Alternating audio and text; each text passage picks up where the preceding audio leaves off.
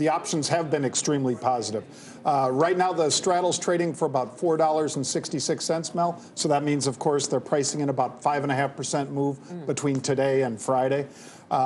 Most concentration, largest open interest change is right up at the 90 strike. So in other words, a little over $5 higher than where the stock is. Are you buying into this? Are you a believer in the Facebook story? I am a believer in it. So right now I have bought into Facebook through a call spread, and I believe it's going to beat after the bell and or offer positive guidance. But for you, ad revenues, I mean, that's got to be one of the most important metrics you're watching. Absolutely. Daily active users, mobile active users, monthly active users, those are all vitally important to them. But then how these new video ads are playing out is huge. Right, because they've got to start monetizing a lot of these properties. And because Twitter has Periscope now. So, I mean, you know, you've got that.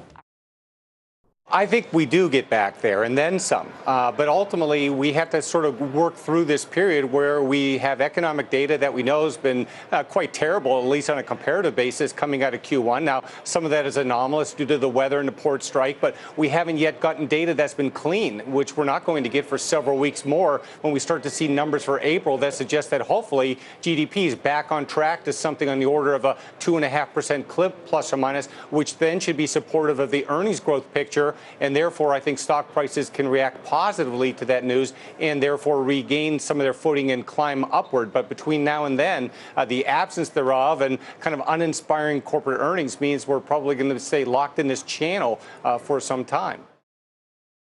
Well, I think the technical guys have got very excited about how you've had a series of higher highs and higher lows, both in yen and in dollars. I think that's also very important because it's been the international investor that's been buying the Japanese market traditionally for the last 20 years, and they've been really quite technical about how they've moved in and out.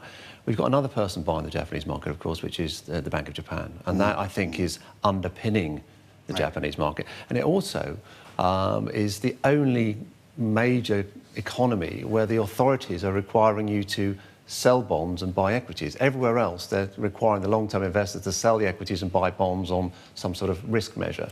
So you've got a very different dynamic going on here. Plus, you've got a lot going on in Japan itself. We've got best earnings revisions anywhere are coming through in Japan. There's a kind of a big shift towards a focus on ROE. There's laws coming into place to say, actually think about minority shareholders for the first time. So a lot of things are lining up to make Japan look really, really quite interesting, not just those technicals.